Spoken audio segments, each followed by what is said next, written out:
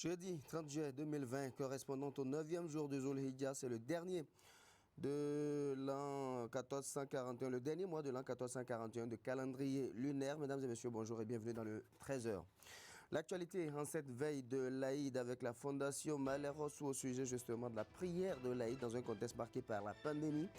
Il faudra veiller scrupuleusement au respect des mesures de protection personnelle et collective et la Fondation Malher-Hossou s'est prononcée à ce sujet.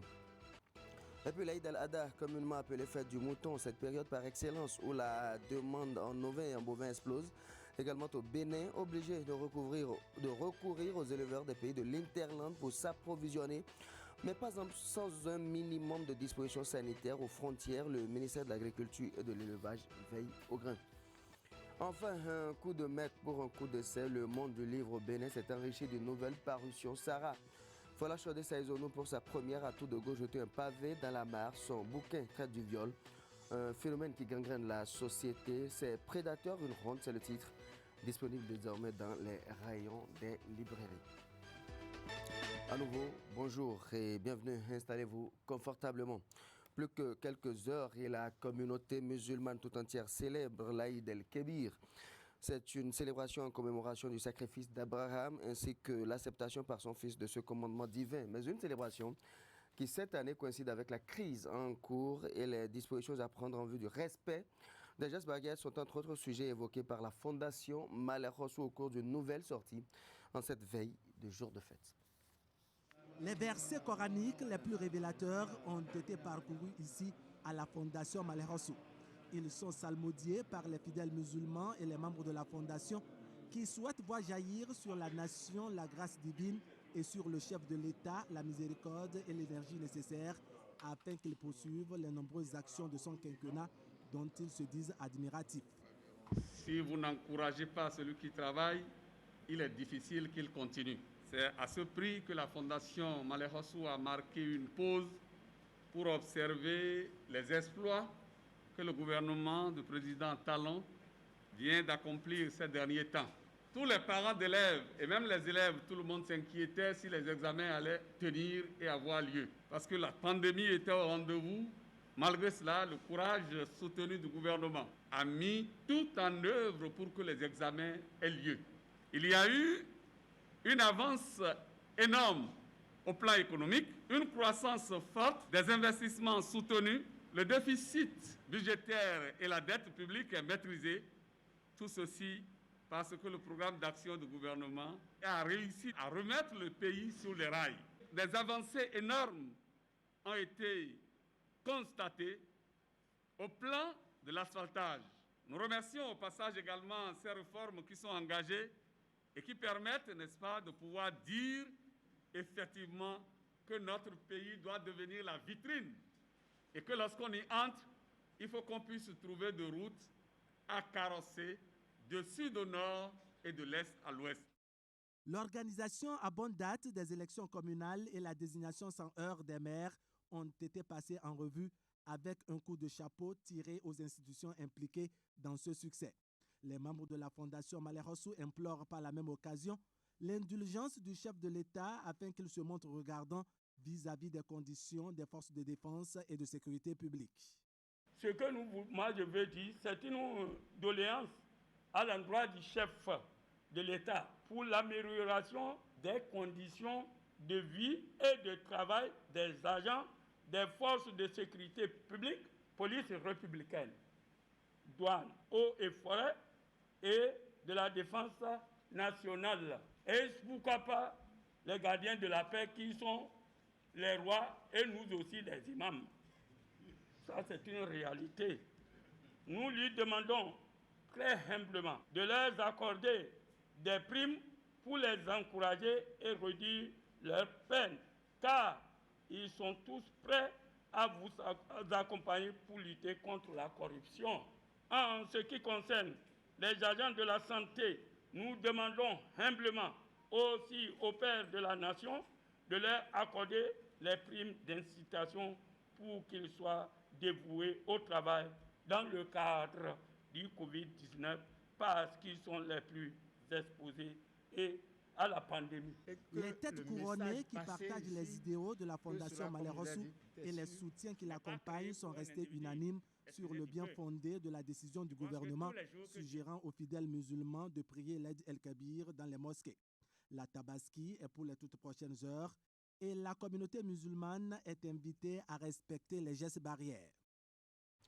Dans le même registre, l'Aïd el-Kébir chaque année entraîne une ruée vers les ovins et les bovins, obligeant les marchés locaux à recourir aux éleveurs des pays de l'Interland pour leur approvisionnement, d'où la nécessité d'accentuer le contrôle sanitaire aux frontières. À Porga, justement, un dispositif mis en place par le ministère de l'Agriculture veille au grain. Constat avec Abdou Sahabi Idrissou. Nous sommes ici, dans l'un des marchés circonstanciels de vente de petits ruminants à Natitengu. Devant la clientèle de plus en plus forte et exigeante en cette veille de Tabaski, les revendeurs font recours au marché burkinabé pour s'approvisionner en petits ruminants, animal recommandé pour le rituel de l'Aïd el-Hada. Face au flux d'animaux, très souvent affectés par des pathologies de tout genre à cause des conditions climatiques dans les pays de l'Interland, l'État béninois, pour protéger ses consommateurs, a mis des dispositifs de contrôle sanitaire à chaque frontière, comme c'est le cas au poste frontalier de Porga. Arrivé à la frontière d'entrée, la frontière de Porga, nous avons positionné à ce niveau des agents de contrôle des produits d'origine animaux. Lorsqu'ils observent, ils font ce qu'on appelle l'expression, grâce à la vue, c'est-à-dire lorsque un animal est malade, il y a des postilles qu'il présente. À titre d'exemple, lorsqu'un animal est malade, vous allez voir sa postille, les poils sont hérissés au niveau du train postérieur, c'est-à-dire derrière au niveau de son anus. Il y a des signes que vous pouvez voir, à savoir la diarrhée. Lorsqu'un animal fait la diarrhée, vous observez. Et lorsque la diarrhée est liée à une destruction des organes internes, elle sent, on dit qu'elle a une odeur fétide. Et tout ça là sont des éléments au niveau du train postérieur qui attirent l'attention de l'agent. Il y a des maladies à déclaration obligatoire. Lorsqu'on voit un animal qui présente des symptômes d'une maladie à déclaration obligatoire, on procède à ce que les tests prévoient. Maintenant, au niveau de la partie antérieure, au niveau de la tête, les animaux malades, ça dépend de la maladie, il y a l'amoiement, on voit ses yeux coulent, on a la morve au niveau du chanfrein, au niveau de son nez, de sa bouche, et il y a des éruptions cutanées qu'on peut observer au niveau de la tête aussi et beaucoup d'autres choses. Dans la procédure de contrôle, lorsque les bêtes ne présentent aucun symptôme, un laissez-passer sanitaire est systématiquement délivré au propriétaire. Maintenant, lorsqu'il observe et que les maladies, les animaux ne présentent aucun symptôme de maladie à déclaration obligatoire et qu'ils sont en bonne santé, il leur délivre un laissez-passer sanitaire qui témoigne que ces animaux ont été vus et qu'ils ne présentent aucun danger pour la population. Là, ils traversent le pays. Dans le rang des revendeurs, on reconnaît toutes ces dispositions prises par l'État à la frontière pour contrôler l'état physique des animaux. Même les Burkina, ils regardent à rentrer au Bénin, ils regardent les moutons avant de rentrer. Une fois sur le territoire béninois, lorsque d'autres pathologies apparaissent, ils font recours à l'inspection vétérinaire. Si le mouton est malade, il ne mange pas bien. Sinon, quand je suis à la maison, je vais appeler le vétérinaire et ils vont venir pour vacciner ça. On a le comprimé qu'on des fois on va payer pour... si on va accueillir les malades là, on va lui donner ça. Et ils vont manger bien. Non, pour les chats là, il n'y a pas de maladie. Ils piquent. Il y a quelqu'un qui, quand on vient, il regarde les moutons. Il y a chose là-bas, quand on vient, si les moutons sont malades, il vient pour donner des médicaments. À moins de 72 heures de la Tabaski, les revendeurs de moutons se plaignent de la mévente sur le marché, malgré la baisse des prix du mouton cette année. Ça n'a pas marché. Le client n'est pas encore venu. Jusqu'à l'heure, là, vous avez vu comment ils ont les moutons là. Les moutons se plaignent. L'année passée, là, jusqu'à ce qui reste là, c'est un peu seulement. Mais vous avez vu que maintenant, là, il y a trop de moutons. Mais quelle que soit la situation économique que traversent les fidèles musulmans, la Tabaski aura lieu. Absolument. On reste avec le ministère de l'Agriculture pour parler cette fois-ci du projet UNAP Biosécurité dans le département de l'Atlantique. Après Ouida et Abomey-Calavi, les hommes et femmes qui aspirent à l'entrepreneuriat agricole à Alada ont bénéficié d'un appui en intrants et poussins de race Goliath pour démarrer leurs activités. Le projet va leur permettre de mettre en pratique les notions d'élevage acquises préalablement. La cérémonie de remise officielle des poussins s'est déroulée au lycée agricole Mehdi de Sékou. On fait le point. Les paniers que voici contiennent chacun des poussins de race Goliath destinés à 75 éleveurs familiaux d'Alada dans le département de l'Atlantique. Les bénéficiaires reçoivent ici leur lot de poussins accompagnés des intrants nécessaires pour mieux assurer leur élevage. Ceci grâce au projet dénommé UNAP Biosécurité pour une amélioration efficiente de la productivité des élevages agricoles au Bénin. Vous recevrez ainsi 3750 poussins Goliath avec de l'aliment, de même que de l'assistance vétérinaire, afin de vous approprier les mesures de biosécurité pendant une période d'élevage qui durera 5 à 6 mois, suite à laquelle vous remettrez à 5 élevages autour de vous 5 coqs matures reproducteurs Goliath. Financé par le projet d'appui au renforcement des acteurs du secteur privé, l'UNAP Biosécurité va impacter dans moins d'un an 225 éleveurs traditionnels et 1125 autres par effet multiplicateur. Une vision que nourrit le gouvernement à travers le volet agricole de son programme d'action. C'est le lieu ici de saluer les efforts du gouvernement du Bénin, l'engagement du ministère du Plan du Développement et du ministère de l'Agriculture, de l'Élevage et de la Pêche. C'est aussi pour nous une occasion de remercier les structures qui nous soutiennent dans cette œuvre exaltante de développement à la base, telles que l'interprofession des agriculteurs du Bénin, l'agence territoriale de développement pour le SEC, la direction départementale de l'enseignement professionnel secondaire et du lycée agricole Mehdi de Sékou, qui nous offre le cadre de cette remise officielle de poussins et kits d'élevage aux bénéficiaires ici présents.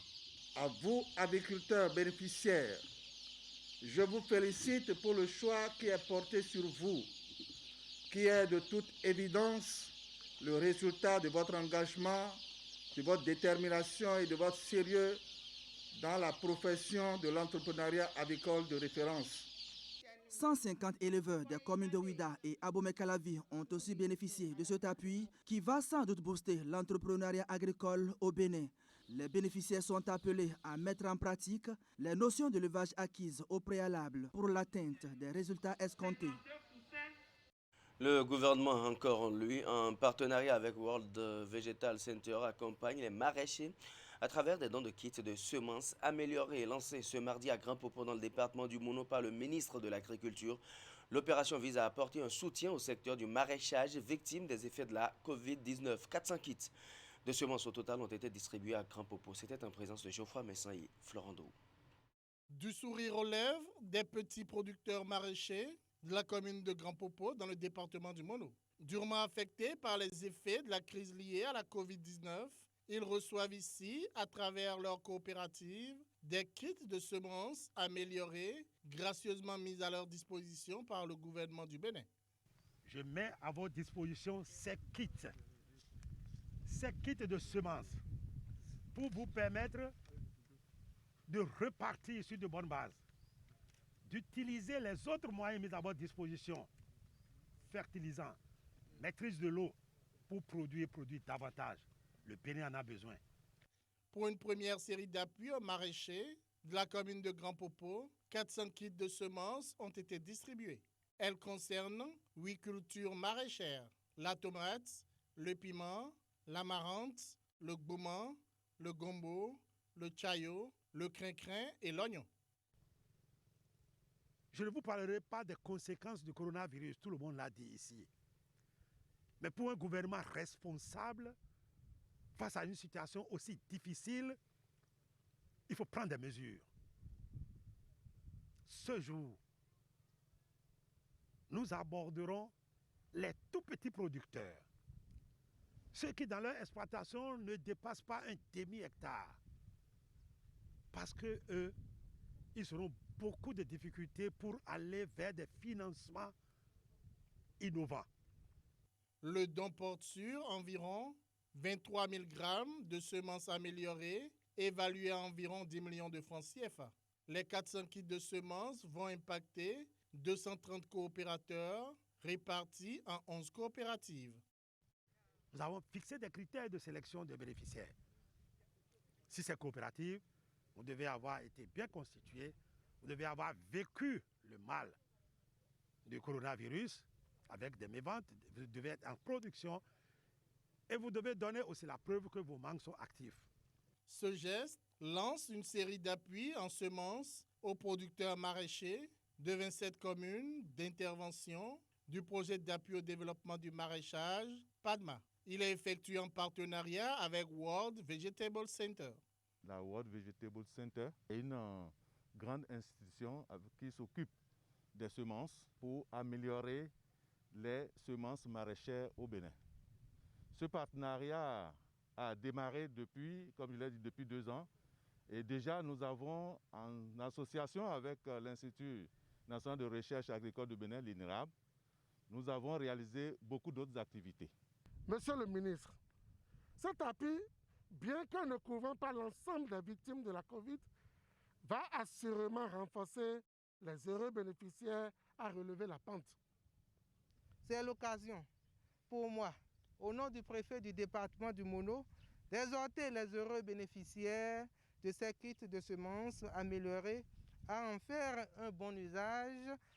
Cette campagne de distribution de kits de semences que vient de lancer le ministre de l'Agriculture va contribuer à la relance de la filière maraîchage. Les producteurs de riz auront bientôt également leur part d'appui du gouvernement. Voilà, ceux-là sont 885 jeunes retenus à la phase de présélection dans le cadre du programme spécial d'insertion des jeunes dans l'emploi PSIE et ont été pris en compte en vue de leur formation. C'est une initiative de la coordination du dit programme en partenariat avec la Chambre de commerce et d'industrie du Bénin. Ces jeunes présélectionnés seront outillés afin d'avoir les bons comportements en milieu de travail. La formation s'est déroulée ce mercredi à la salle de conférence de la Chambre de commerce et d'industrie du Bénin.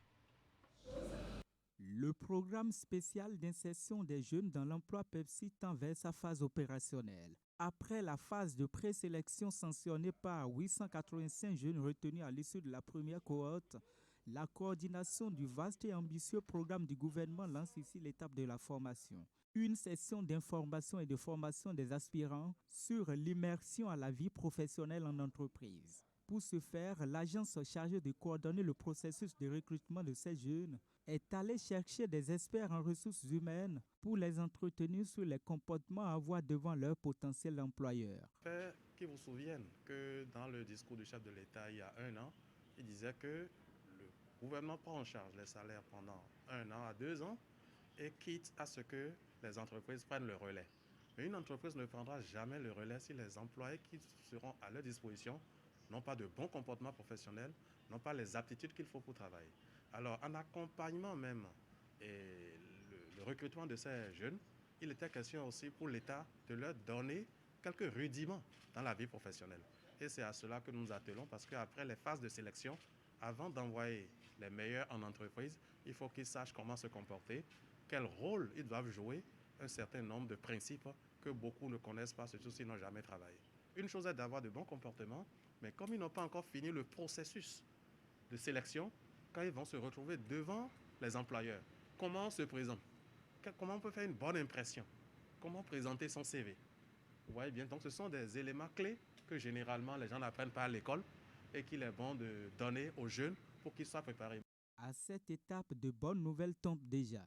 Selon la coordination du programme, 33 postes sont actuellement en jeu. À cette deuxième journée de la phase de formation, les spécialistes entendent préparer ces chercheurs d'emploi à être prêts afin de réussir leur entretien d'embauche. Des emplois qui touchent les domaines de l'énergie, l'agro-industrie, le génie civil, la restauration et l'hôtellerie, sans oublier le tourisme. L'essentiel du message, c'est tout d'abord connaître l'entreprise dans laquelle vous arrivez, c'est-à-dire connaître la culture de l'entreprise, les règles déontologiques de l'entreprise, l'éthique de l'entreprise, et puis savoir quels sont les comportements à adopter dans une entreprise pour pouvoir s'intégrer dans cette entreprise-là. Nous tenons à les préparer à ce dernier test afin de maximiser leurs chances à pouvoir intégrer l'entreprise. Mais bien au-delà de cela, de pouvoir une fois entré en entreprise, de se donner toutes les chances d'être maintenu. On peut gagner un poste et le perdre le lendemain. Pour rappel, le PEPSI est une initiative spéciale voulue par le président Patrice Talon pour faciliter l'insertion professionnelle des jeunes sortis des écoles et autres centres de formation. Le programme consistera pour l'État à recruter annuellement à sa charge 2000 jeunes diplômés à placer dans les entreprises publiques ou privées. Sachez par ailleurs que dans sa marche vers la dématérialisation, le Bénin fait des bons spectaculaires. Il est possible désormais de demander et de se faire délivrer le casier judiciaire et le passeport sans se déplacer. Ceci grâce à une plateforme dénommée e-casier judiciaire et e-passeport. La dite plateforme a été officiellement lancée dans l'après-midi de ce mercredi à Cotonou. La cérémonie a été rehaussée par la présence de 4 membres du gouvernement. Narcisse Alossé et Rachidi Souberou pour le point. Encore un pas de franchi dans le processus de dématérialisation des services de l'administration publique. Devant 4 membres du gouvernement, le portail national des services publics s'ouvre à 2 nouveaux e-services, le e-casier judiciaire et le e-passeport. Des services installés sur une plateforme qui offre la possibilité aux Béninois de demander et de se faire délivrer ses pièces en ligne. Il suffit pour le citoyen de se munir de son numéro personnel d'identification NPI dont l'obtention ne nécessite pas assez de contraintes. Très aisé pour tout ce qu'on fait de rapide. Chacun de vous sait qu'à l'issue de cette opération, il a reçu un numéro d'enregistrement. Vous devez avoir gardé ce numéro et on vous l'a dit le jour de l'enrôlement. Si aujourd'hui vous présentez ce numéro à l'Agence nationale d'identification, on vous attribue tout de suite. Donc tous les citoyens ont déjà un numéro. Le reste des opérations nécessite une connexion Internet et les gouvernants disent avoir pris toutes les dispositions pour permettre à tout Béninois de remplir ces formalités où qu'il se trouve sur le territoire national. Depuis 2016, le gouvernement a consenti des investissements colossaux pour l'extension des réseaux. Au-delà des réseaux, nous avons mis en place des centres communautaires d'accès à Internet. Nous en avons aujourd'hui 40 à travers le pays dans différentes communes. Et tous ces efforts-là visent justement à permettre aux citoyens, où qu'ils soient, de pouvoir accéder à l'Internet et consommer les services que le gouvernement dématérialise et met en ligne. Du coup, il y a un gain de temps, une économie d'argent et une facilitation des procédures de demande et de délivrance de casiers judiciaires et de passeports. La plateforme garantit aussi la fiabilité des données des demandeurs. Pour des raisons qui leur sont propres, des personnes se font délivrer des casiers judiciaires contenant des énonciations fausses, mensongères. Et quelquefois avec l'appui ou la complicité des agissements coupables des personnels judiciaires. Avec la délivrance en ligne, qui aurait été précédée de la création, de la constitution d'une base de données, ces fraudes à la délivrance des casiers judiciaires seront désormais impossibles. À en croire les initiateurs, ces e-services permettront surtout aux Béninois de la diaspora de gagner du temps en commençant des démarches en ligne avant leur arrivée sur le territoire pour finaliser les formalités. Du coup, des hommages sont rendus aux techniciens, auteurs de cette révolution numérique. Nous ne célébrons pas suffisamment nos fonctionnaires, nos techniciens qui peinent, qui travaillent, qui cherchent, qui trouvent des solutions. Je voudrais leur exprimer notre reconnaissance, notre appréciation. Je voudrais, au nom de tous mes collègues ici, leur dire que lorsque nous faisons bien, le président est content, il est heureux. Je voudrais leur dire merci au nom du président de la République. Ces 2 nouveaux e-services rejoignent sur le portail national des services publics l'extrait du registre de commerce et de crédit immobilier, le permis de conduire et le certificat de nationalité. Le processus de digitalisation de l'administration est donc en marche. Un processus enclenché le 26 mars 2020. À Bomey-Calavi, démarrage de la pose officielle des premières plaques sur les réserves administratives. L'objectif de cette mission est de ramener dans le giron de la mairie toutes les réserves de la commune. Le comité dispose de 60 jours pour boucler la mission. Voici le compte rendu de Ulrich Gaba sur les images de Moufid Sagou. Voici le geste qui met définitivement fin au bradage et à l'exploitation abusive des réserves administratives dans la commune d'Abomey-Calavi. Le maire Angelo Arondinou installe officiellement le comité ad hoc chargé de recenser et de poser des plaques sur toutes les réserves administratives de la commune. Et c'est à juste titre qu'il procède lui-même à l'implantation du tout premier panneau en face du CEG2 d'Abomey-Calavi. Nous avons procédé de façon officielle au lancement de l'opération Retour des réserves administratives dans le patrimoine foncier de la mairie de Calavi. Et l'acte numéro 1, c'est ça, ce que vous voyez. Nous venons de poser la première plaque sur une superficie de 3 hectares 78 à 93 centiares. Ce domaine va abriter un complexe sportif. Et c'est en cela que se résume l'objectif de l'opération. L'opération consiste à faire l'état des lieux de toutes les réserves administratives. Et une fois terminé l'état des lieux, nous allons maintenant identifier ce qu'il faut faire sur ces réserves pour le bonheur de nos populations.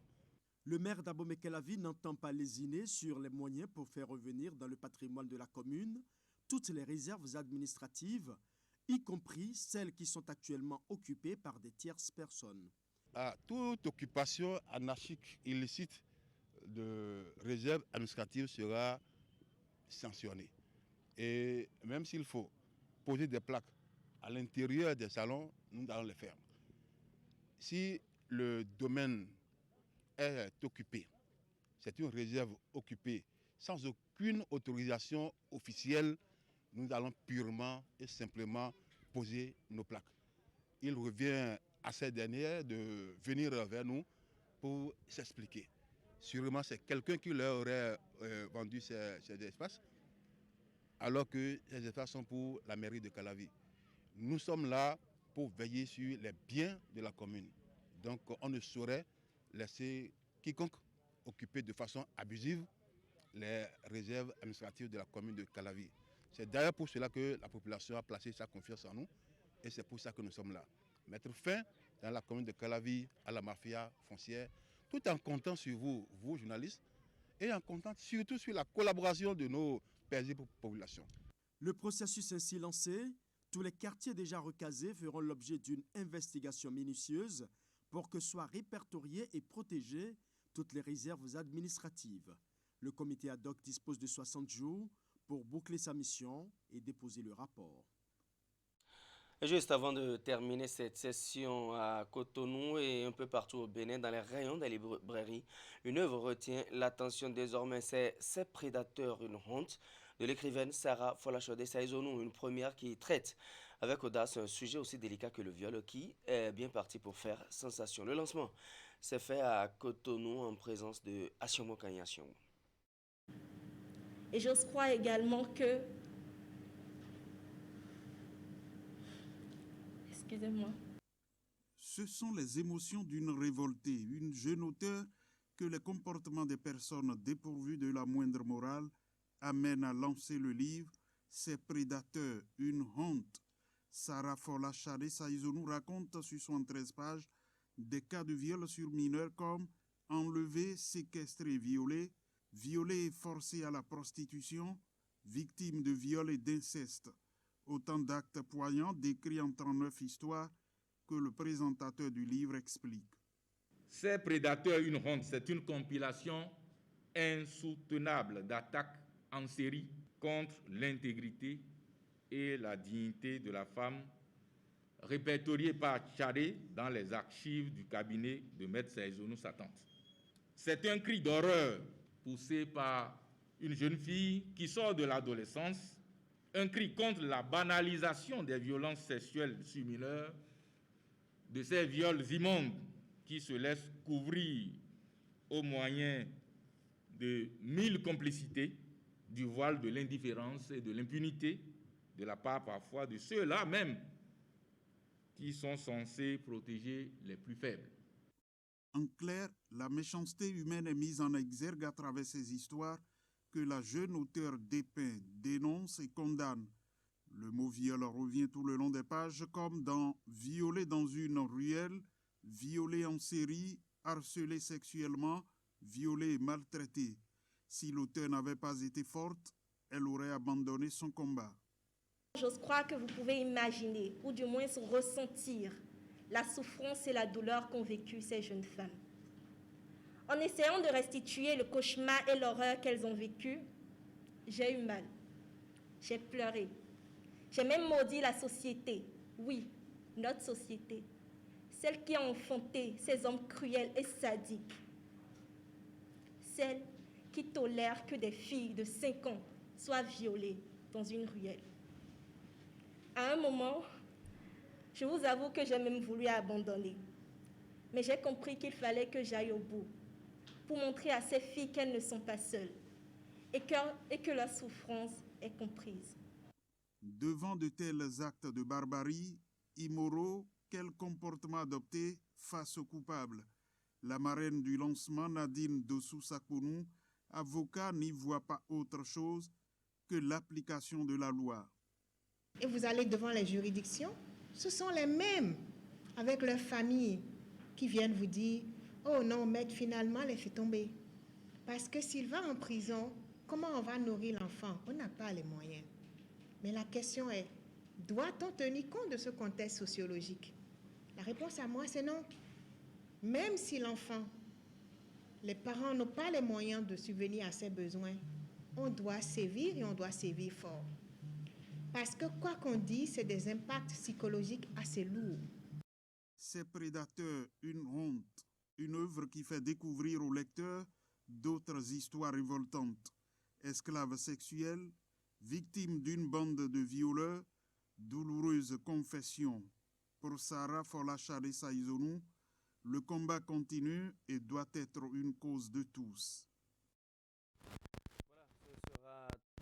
Aujourd'hui, merci de nous avoir suivis et merci de toujours nous préférer pour vous informer. Dans quelques heures, ce sera la Tabaski. Bonne fête par anticipation à tous les musulmans du Bénin.